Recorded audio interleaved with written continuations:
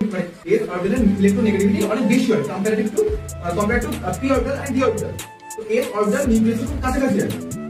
p orbital কোথায় আছে? x Axis বরাবর এই, y অ্যাক্সিস বরাবর এই, আর z অ্যাক্সিস বরাবর সামনের দিকে। যখন হাইড্রোজেন বন্ডিং করতে আসছে s অরবিটালের সাথে, যখন হাইড্রোজেন s অরবিটালের সাথে বন্ডিং করতে আসছে, হাইড্রোজেন অনেকটা ভিতরের দিকে ঢুকবে। যদি অনেকটা ভিতরের দিকে ঢোকে, এই হাইড্রোজেন নিউক্লিয়াস আর এই আমার কার্বন নিউক্লিয়াস আর মাঝখানে s অরবিটাল, এখানে বন্ড লেন্থ মানে হাইড্রোজেনের নিউক্লিয়াস এবং কার্বনের নিউক্লিয়াসের মধ্যে যে ডিসটেন্স, এটাকে কিন্তু বন্ড লেন্থ বলা হয়। আমি কার্বন, আমার যে নিউক্লিয়াস আছে, আমি বন্ডিং করছি হাইড্রোজেনের সাথে।